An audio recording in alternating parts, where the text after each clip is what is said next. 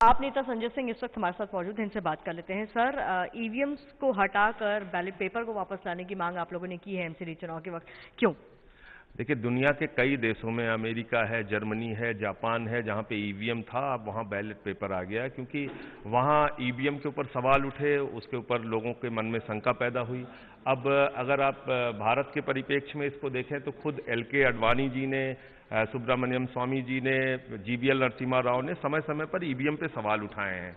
अब उत्तर प्रदेश के चुनाव के बाद मायावती जी ने और एमसीडी के चुनाव के लिए अजय माकन कांग्रेस पार्टी से, CPI, CPM, JDU, RJD, NCP, सारी पॉलिटिकल पार्टीज ने डिमांड की है कि यहां पर बैलेट पेपर से चुनाव कराया जाए। आम आदमी पार्टी ने भी डिमांड की है। तो मुझे लगता है बैलेट पेपर में चुनाव कराने में कोई हर्जा नहीं है। उत्तर प्रदेश का चुनाव नगर पालिका का, नगर पंचायत का बैलेट पेपर से होता है। बीजेपी का सवाल ये है कि भाई 2015 के चुनाव जो आप लोगों ने जीते वो तो ईवीएम के बूते जीते ना, तो उस पर भी क्या सवाल खड़े किए जाने चाहिए? मैं तो बीजेपी के ही सवाल पे कह रहा हूं कि बीजेपी ही तो वो पार्टी है जिसने ईवीएम के ऊपर सबसे ज्यादा संदेह पैदा किया, जिसने ईवीएम के ऊपर सबसे ज्यादा सवाल उठाए हैं।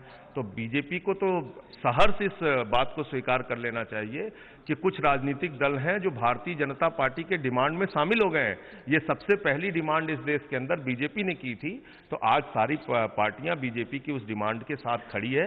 बीजेपी ने जो पहले कहा था कि ईवीएम मशीन में घपले होते हैं, घोटाले होते हैं, लाल कृष्ण आडवाणी जी ने कहा था, सुब्रमण्यम स्वामी जी ने कहा था, तो हम लोग तो बीजेपी की बात को ही आगे बढ़ा रहे हैं।